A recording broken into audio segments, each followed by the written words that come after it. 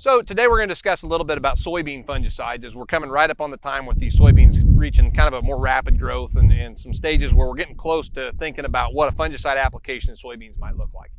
Yeah, soybean fungicides is something that we see pretty consistently be a benefit to growers, something that we typically see a very good return on your investment on, and really helps drive that optimum yield for those soybeans by preventing environmental stress, protecting from disease, all of this stuff that's going to influence our soybeans in a negative way. And that basically is going to distract that soybean, whether it's a stress or whether it's disease. In one way or another, it's going to affect how that plant is acting, and it's going to distract it and not allow it to reach its optimum yield, which is obviously what we want it to do.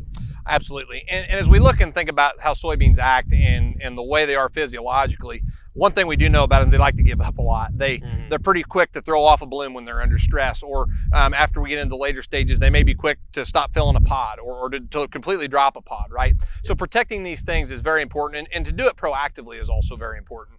And I like to think of it a little bit like applying sunscreen, right? If you wait till you get sunburn to put that sunscreen on, it doesn't do you a lot of good, but you want to think of fungicides like sunscreen. You're going to put it on, it's going to protect against those diseases, and in our case with a BASF fungicide, you're going to get those plant health benefits right at the time you need it by being proactive. And so right now, as I look in this field behind us, we're getting close because we're starting to find little flowers, okay? And you can see here's a purple flower that's showing up on this plant. You can have purple or white flowers, but anytime you see that flower on the plant, we're at an R1 stage when you have an open flower. And really this is just a touch too early for fungicides because there's not much plant here yet, right? We really want to start around that R2 timing, which is when we get to full flower. We got flowers all the way to the top. That's kind of the mark of the start. But I like to talk about this a little bit early. Again, we want to be preventative. And I also know that I'm starting to get close once I see these flowers show up.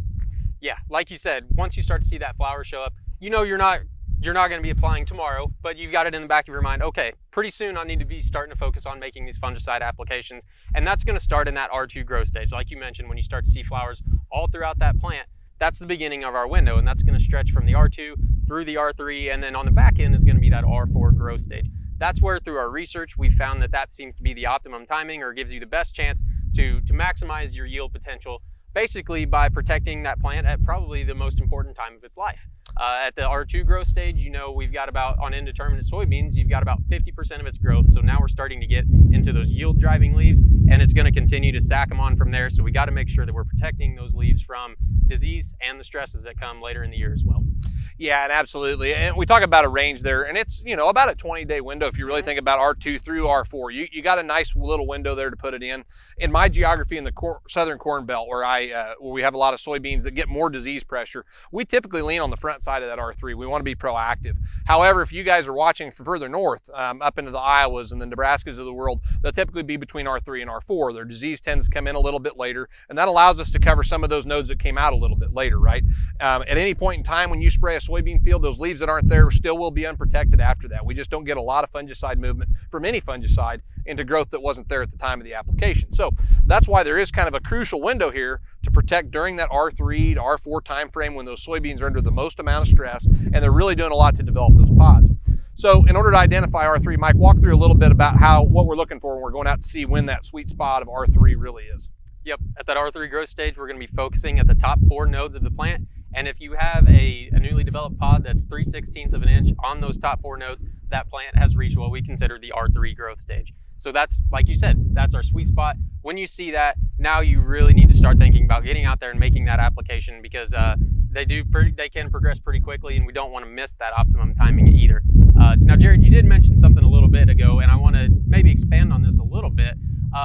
Maybe you could answer why, for a product, for example, Revitec, that we know has very long residual, why we can't go maybe a little bit early with something like that in soybeans versus where we are feeling very comfortable with that in corn? That's a great question, Mike. And I think if you guys have listened to Eric and Brady talk about the expanded window in corn, because of the physiology of corn, it acts a little bit different, right? Even then, we can only protect the tissue that's there at application. And so here, even though the Revitec, if applied right now in this field, it would do a great job protecting these leaves, and it would still be there. It's long lasting, it's doing its job. However, the timing thing here is about getting contact and protection of fungicides at the leaves that are most yield driving. Absolutely. And really, I think R1's just a touch too early for the best return on investment. We still see some nice responses at R1, but really the best return on investment hovers around that R3 and on both sides of it, R2 through that R4, because we're protecting those crucial nodes. So just because we've got a longer residual product doesn't necessarily mean you can go early and drive that yield. But the good news is, Mike, if you put those longer lasting products like Revitec or Veltima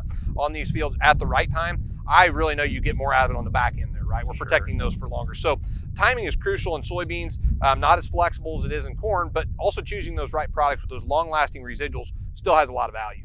Yeah, absolutely. And you talked about extending that residual out, and it kind of makes me think of a lot of questions that we've gotten around the wider application window, but one that we've also been getting a lot recently is a question about sequential fungicide applications. And admittedly, this is something that we're still learning about ourselves, and we are focusing some research on that.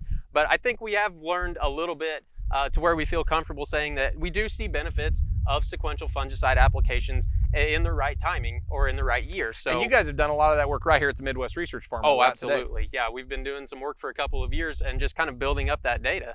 But from what I've learned so far, I think first of all, you're definitely going to see more of a benefit where you have very high yield potential. I know that may sound a little bit obvious, but if this is something where you're trying to make a decision or test that, make sure you focus it on fields where you know you have very high yield potential and you've got a lot out there to protect. But from my understanding of this, or what I've seen, these sequential fungicide applications, you still have to have that R3 timing as your foundation to build off of. And from what we found is the best combination is an R3 application, and then you follow that up with an R5 application that's probably going to show up a few weeks later.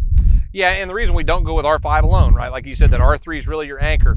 If you could wait that long, then we typically have that disease that's come up from the bottom of the plant or has come in as frog eye, and some of these diseases are so aggressive that R3 timing really is something you can't omit. But back to your point, icing on the cake could be an R5 to follow. I agree.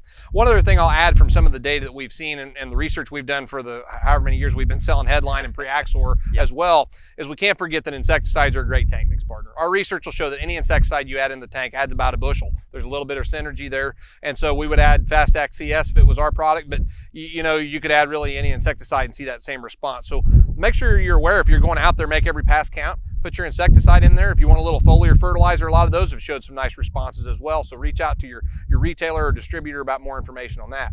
So kind of in conclusion here, Mike, I guess to wrap it all up is we're getting pretty close. Go out and start scouting your fields. Soybeans are a lot harder. We're going to have to get out in them and look for those pods. They're not like the tassels that poke out like corn. So we're going to have to go out and scout. Yep. Like you said, it's coming around the corner. We're getting close, but obviously we've got some beans that are starting to show those flowers, which means that they're not far away. So go out and check your fields, see if you see any flowers, and you may be closer than you think.